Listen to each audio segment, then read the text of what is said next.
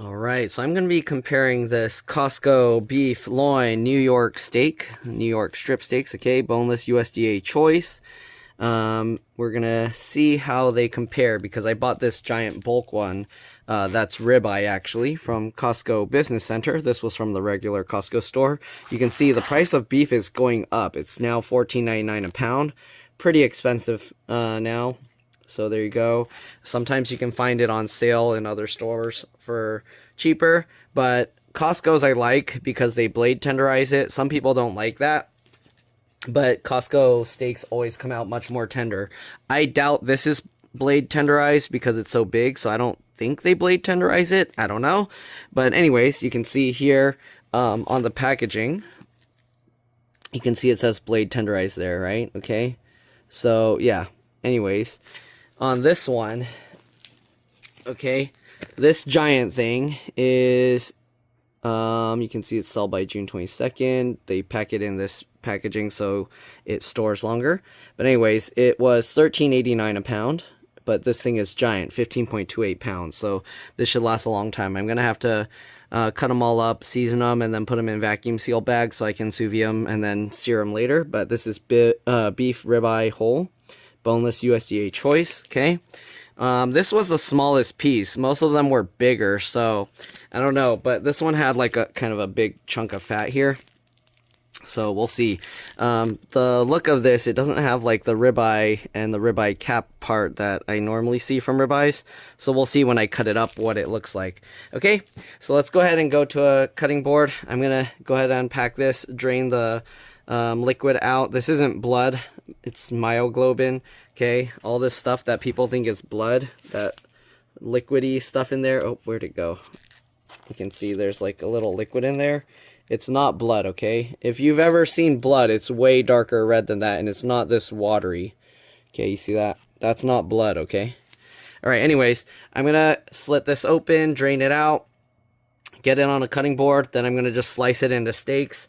And then I'm going to go ahead and vacuum or season a piece of this, and then vacuum bag it, sous vide it for about 2 hours at 128.5 degrees Fahrenheit. And then we're going to do a sear taste test and see how they compare. All right. This one's cheaper per pound just because it's so giant. They did have New York version as well, I believe, of this. So yeah. All right. Let's give it a try. Alright, just so you can see, this thing is ginormous. It's bigger than my cutting board. And here is what one of the New York strip steaks looks like. Okay, pretty small, so I might have to cut in between the bones to get about that size. Alright, but yeah, I'm going to cut one real quick. And we'll sous vide it, and we'll see. Okay, so I guess we'll do like one in the middle of the bones. I don't know if this portion will taste different, to be honest. So, I don't know. Anyways, let's go ahead and cut this. Alright, there's a big piece of beef. Wow, big chunk. Okay. Let's see what the cross section looks like. Hopefully I didn't make multiple cuts into the thing. Alright, so there you go. Oh, okay, so you do have the cap here, and then you have the regular ribeye portion. So, there's the cap. Alright. Okay, so to make it about the same size, let me double check again. Actually, it's thicker. So this thing is a bit thicker than if I were to just cut right between the bones. So, I don't know. Should I just try and leave some on? The camera's in my way now, so how am I going to do this? Let's see. Okay. I'm going to have to rotate this sideways a little bit, and we'll cut a little bit here, okay, of this portion that's sticking up. Also, this piece is bigger, so I don't know. I mean, since I'm sous videing it, it should be cooked about the same, because it's going to cook through the thickness of it as the water makes contact. Okay, and then I'm going to just sear the outside, so it should be relatively even cooked for both. Okay, so here we go. Now we can take a look. Let me set the big chunks aside. Alright, here we have the two pieces. Actually, I cut this a little. Is it? No, okay. It's about the same. It's like, okay, you can see I can flatten it, and they're just about the same thickness. If we go towards the fat end, yeah, it's about the same. Cut it pretty close to the same. All right, so again, we have the ribeye, we have the cap, and then we have the portion here. So we'll compare the ribeye portion. You can actually see the marbling. It's actually fairly close. Maybe a little bit more in the ribeye, but not by much. The coloring here is just a little weird because of the way it's packaged, and it oxidized a little bit. So yeah, okay. And you can see the ribeye portion is a little bit smaller, but again, it depends what you get, because they do have like much bigger portions. And then this one has a huge chunk of fat here. So if you want to take that out, then do that. Go ahead and do that. I might take out some of it because it's just way too much, I feel. So let's go ahead and maybe cut this here. Okay, and we'll leave the meat portion, but we'll leave a cap of the fat on top. Okay, we'll just take this out. I'll put it in the bag and just cook it with it. Okay, just so it has that, but that was too much fat, I felt. Okay, so here you go. Keep in mind you do pay for chunks of fat, although the fat is a lot less dense than the muscle, the meat. So this actually isn't very heavy compared to if I were probably picking up a piece of meat that size. It'd be a little bit heavier. Okay, I'm going to go ahead and season this all up using the Kinder's, what do you call it? The blend. It's just salt, pepper, garlic powder, and then some oil to basically keep the stuff from just being a big clump, I believe. All right, anyways, let me wash my hands real quick and I'll be back. Alright, so this is what I use. Kinder's premium quality seasoning, the blend, salt, pepper, and garlic. Okay, it just makes it so that it's very consistent. Sea salt, dehydrated garlic, black pepper, and then you see some sunflower oil. That's it. Okay, so very simple ingredients. Alright, and then I got a smaller bottle here. This is what I'm going to use. And let's go ahead and sprinkle it all over. So open that up on the sprinkling side, and we're just going to sprinkle a bunch. The one difference with this is because this one is a wider piece of meat, that the seasoning might be a little more for this one, at least towards the center. We'll see. We'll try and get the outer edges and everything, but there we go. Okay, should we season the fat as well?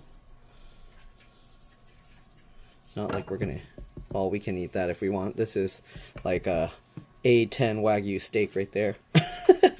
Okay, we're gonna pat the seasoning onto it. Make sure the seasoning sticks. Flip it over or rotate it. Okay, just like that. And we'll season up the fat sides. Usually I don't put much on this side, but okay. We'll do it anyways this time. Okay, stick it on. Alright, we'll rotate it to the unseasoned side. Can season up this little fat cube as well. Oops, I didn't do this. I flipped it to the wrong side here. Okay. We'll get that all seasoned.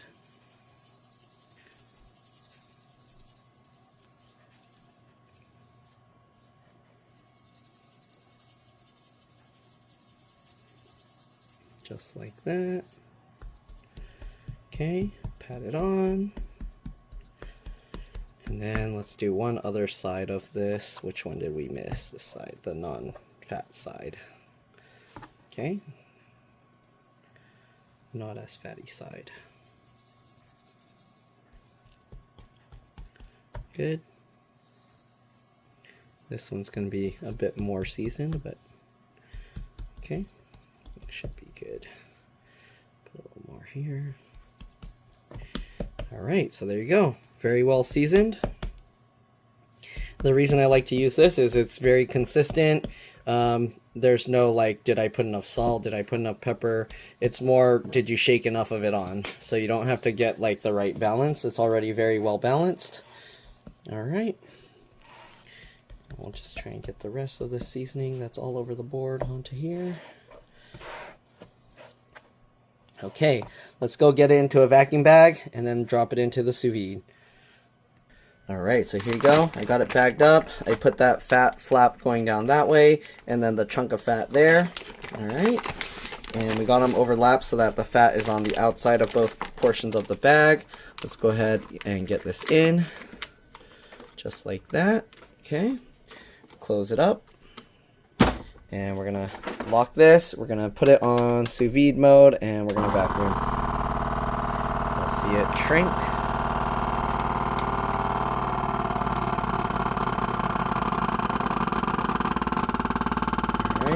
It's pulling some of the moisture up into there.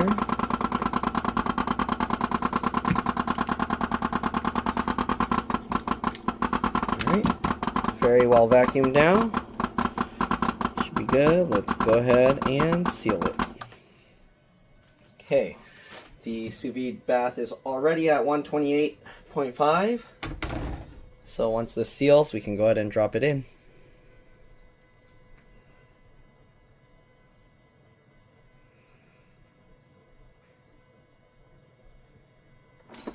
Alright, it's done. Let's take a look.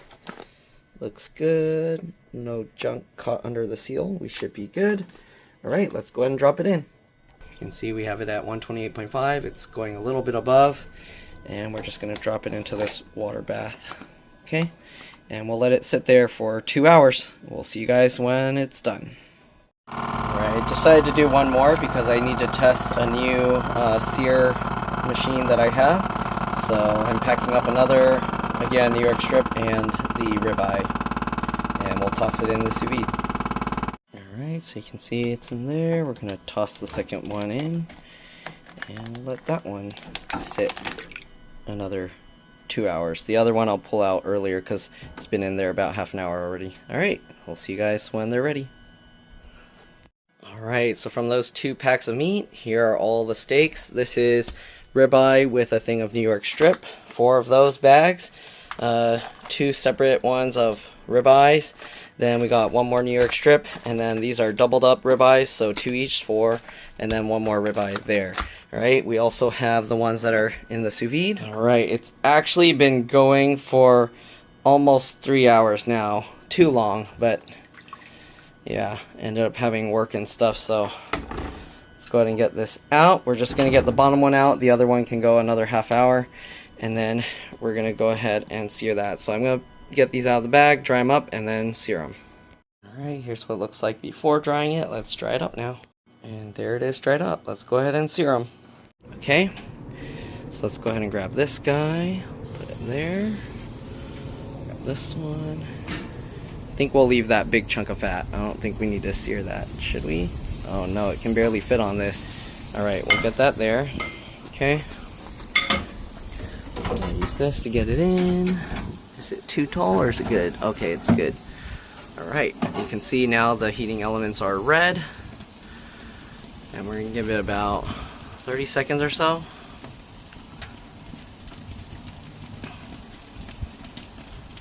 See how smoky it's getting.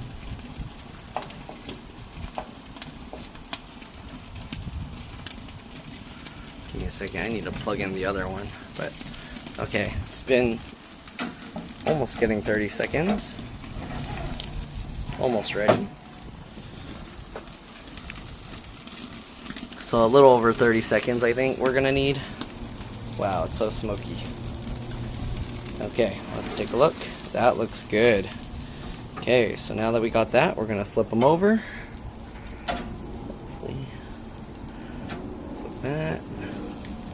Flip the chunk of fat that's stuck to this. Okay, flip this. Oh no, I dropped some. Oh no. Okay, then we'll let it go for another 30 seconds or so. I guess I'm gonna eat this. Good.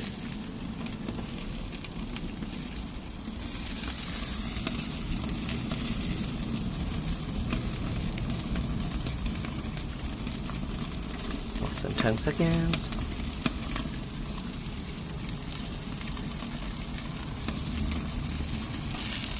Alright. Should should be good. Alright, I'm going to turn this one off. Actually, let's turn off the gas first, so it can sear a little bit more.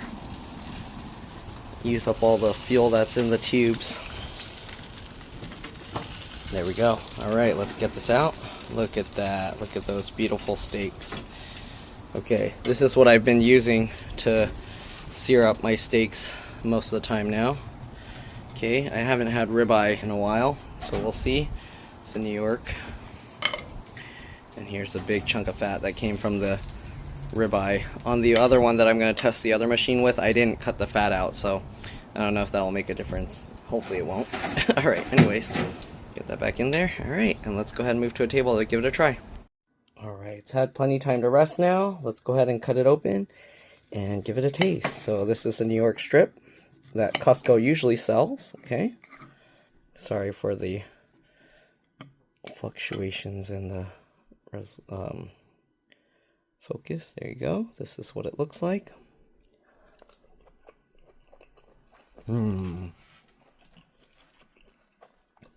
That's good. Alright, we'll set this aside. Now we have this ribeye cap we're gonna separate. Okay, let's go ahead and try the ribeye portion first. Okay, so here's the ribeye portion. We're gonna cut into the center, and we'll take a look. Oh, the table's shaking. All right, and this is what the ribeye looks like.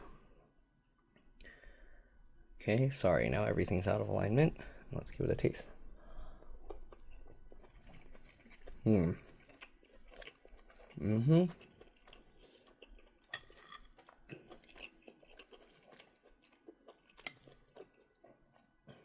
don't know, they were in the same bag, but somehow the ribeye has more flavor.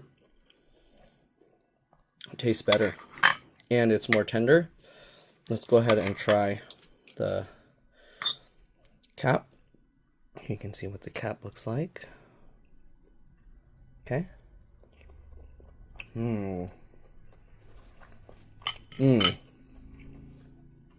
Super tender. Super delicious. Definitely the cap's the best of all three pieces I ate. Okay, there you go again.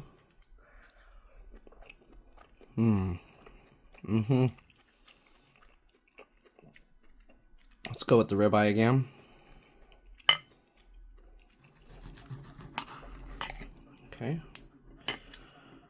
Alright, sorry, the table's all shaky. There you go.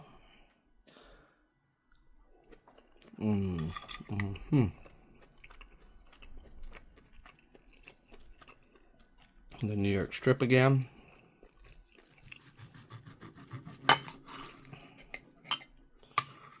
Okay. I don't know why, but you can see how the grain is going different. Maybe that's why it's less tender on this one. Let's give it a try again.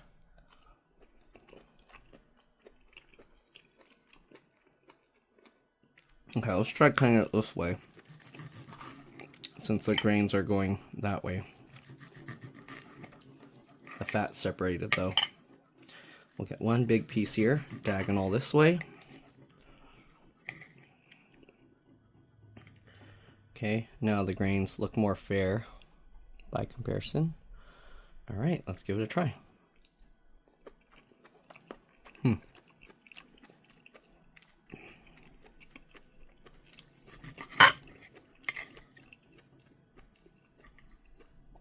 Definitely the cap is better.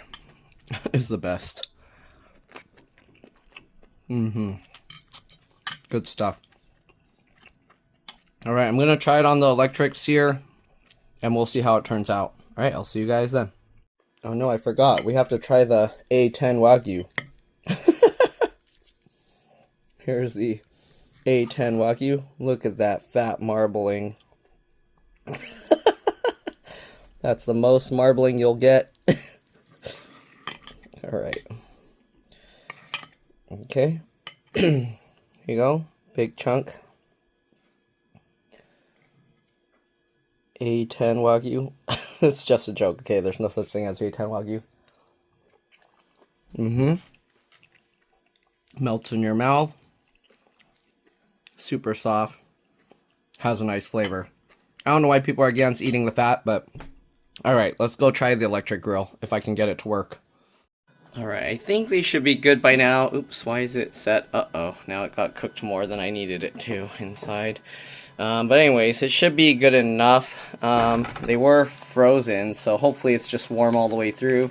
It seems like it's all warm. So you know the drill. I'm going to take it out. I put it in a Ziploc bag because I accidentally dropped it and I think it punctured the vacuum bag. So I had to put it in there just to make sure that no water seeped in. Anyways, I'm going to pull them out, dry them up with paper towel, and then we're going to sear it and see how it goes. Alright, here they are. We just got to dry them up. We're going to pull this tray almost all the way out. We don't want to pull it all the way completely out. And we're going to go ahead and grab, we'll do the New York strip first because it's small enough that it will fit well. Okay, and you want to put it towards the back of it. Let's try and do it diagonal so that way we can kind of get more of it in there.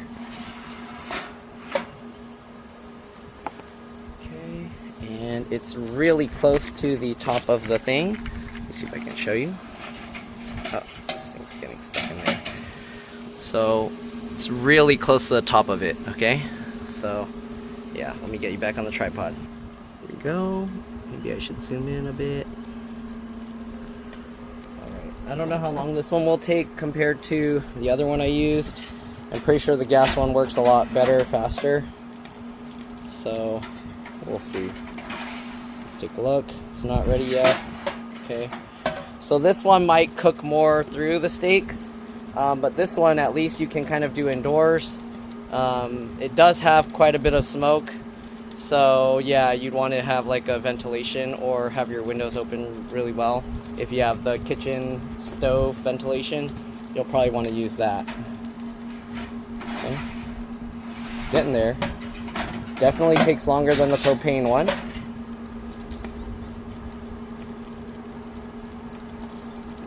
Getting pretty smoky. I don't know if you can see the smoke, but there's quite a bit of smoke in here.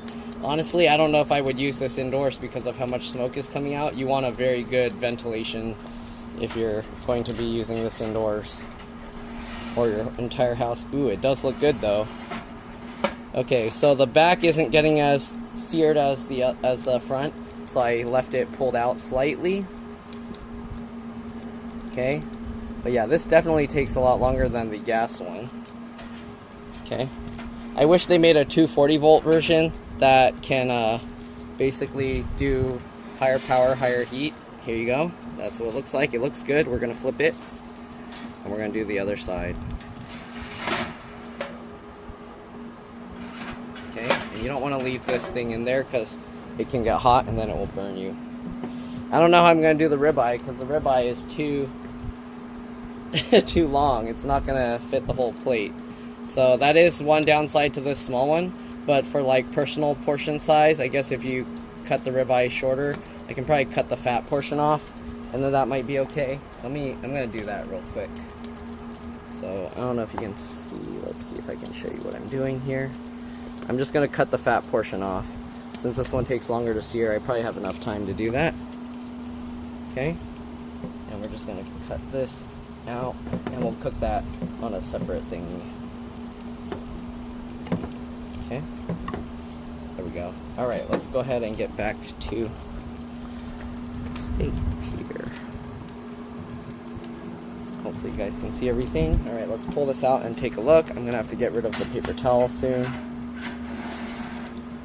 Oh, this is in the way, sorry. So there you go.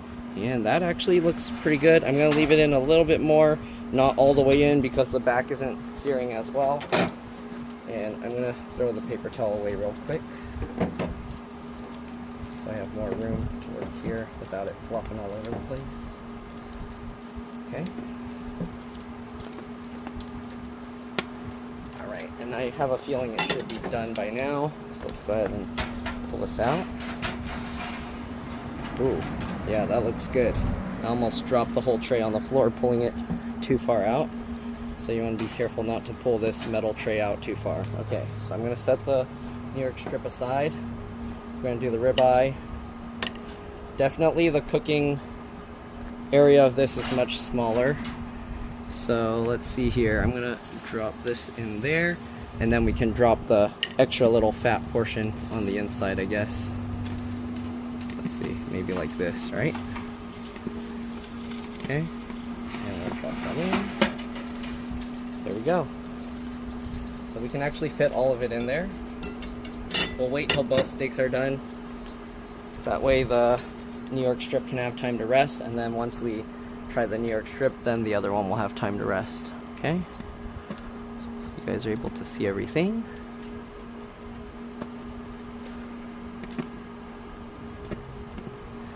And the temperature of it is showing 1378. So yeah, as we cook the meat, it's actually lowering the temperature some.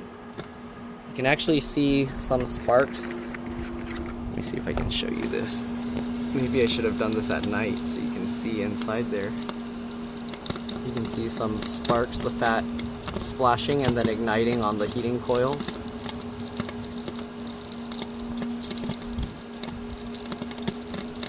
Okay.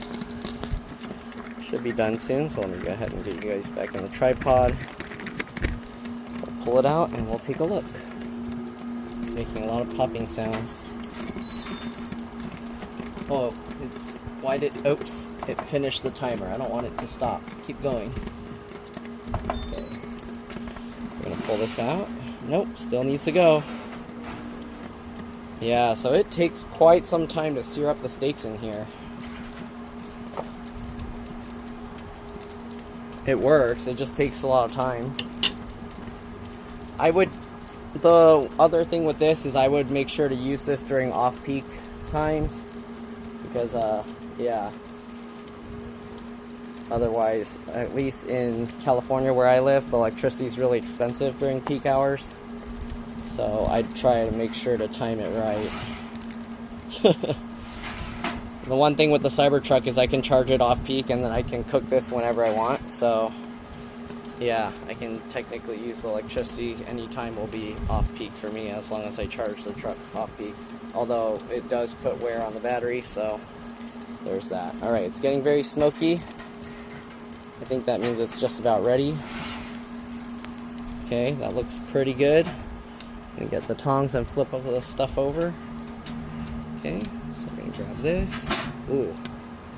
The one thing is I wish there was a little bit more of a catch so that you don't drop this while trying to rotate stuff. Okay, so I'm gonna rotate it this way to get it more in there, and then we'll get this piece on this side now. And now we'll get that back in. Oops, it's crooked now. So I'm gonna make sure, get this in right. There we go.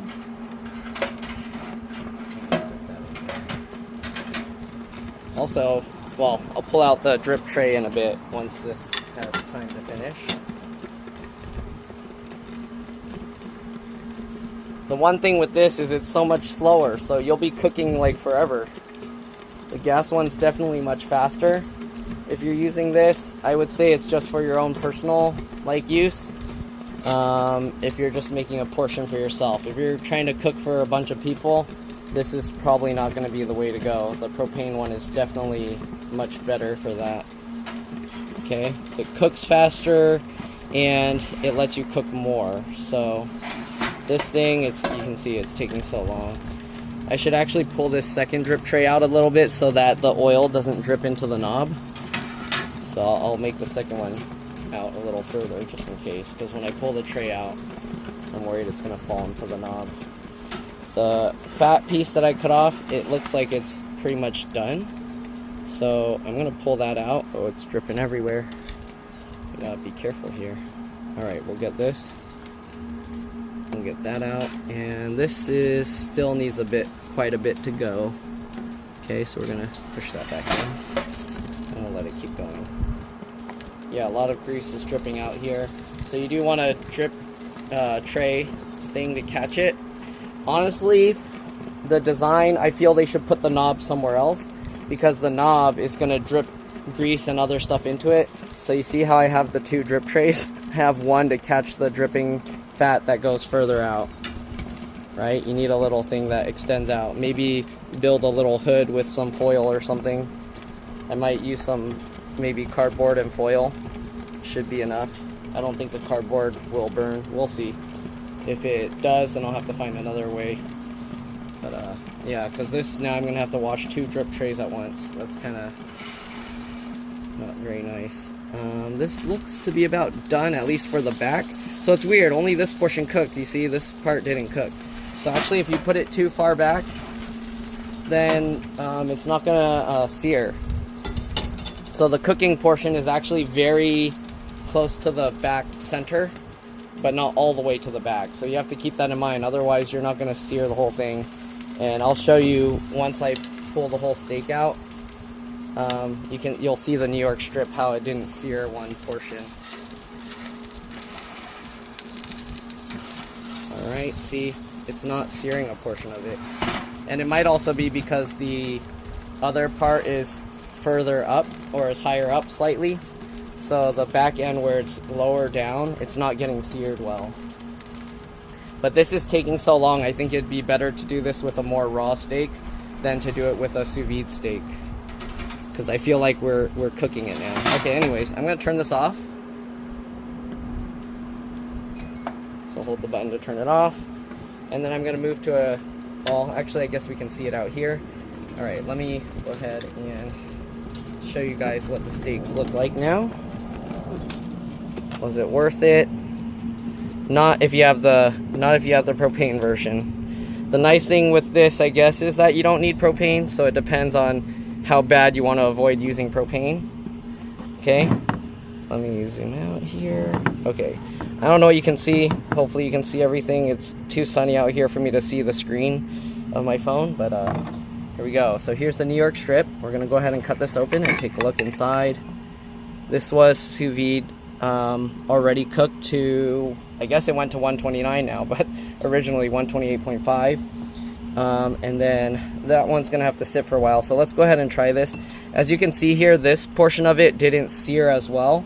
This portion got a lot better sear. So anyways, we'll go ahead and cut this.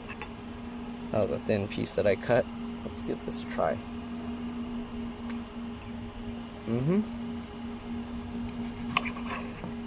I mean, it's my usual steaks.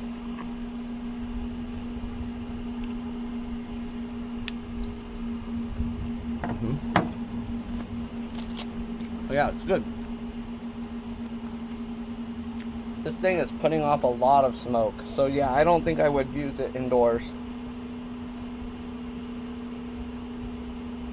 I think I should probably return it because it doesn't work too well. I had my hopes up for this, but I don't know now if I should keep it. For personal use, yeah, it's fine, but usually when I cook steaks, I'm cooking for multiple people, not just one single steak. I guess also I can sous vide it for less time and then sear it longer here. So I don't know, this one you're not gonna get as much of a, I mean, you're gonna have more of that gray banding. I don't know if it shows up here, but the pink portion, there's a much thicker area of the gray because of how long we had to sear it for. So you can see it. Okay, hopefully you can see that.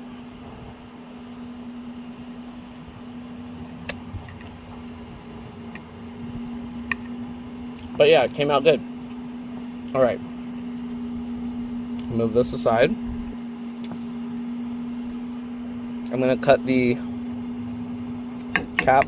I'm gonna separate the ribeye cap from the rest of the ribeye. Here. Okay. Let's go ahead and cut open the ribeye and see what it looks like. You see it's overcooked here, I feel. All right, let's cut this. Now this is more like a medium well.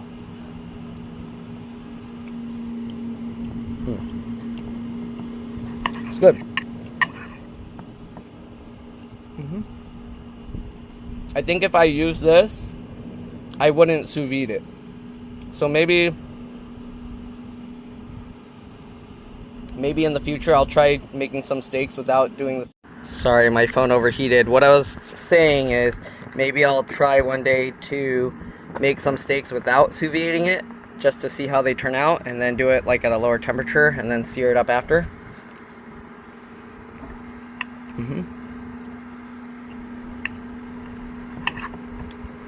But yeah, overall not bad.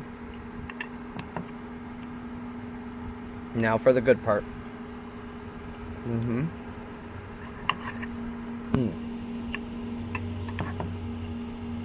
It's good.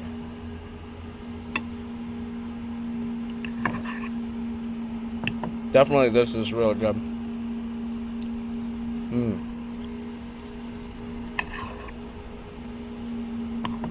Okay.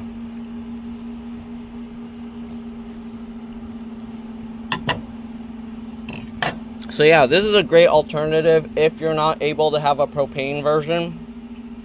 I know some places they don't want you to have like propane or charcoal grill.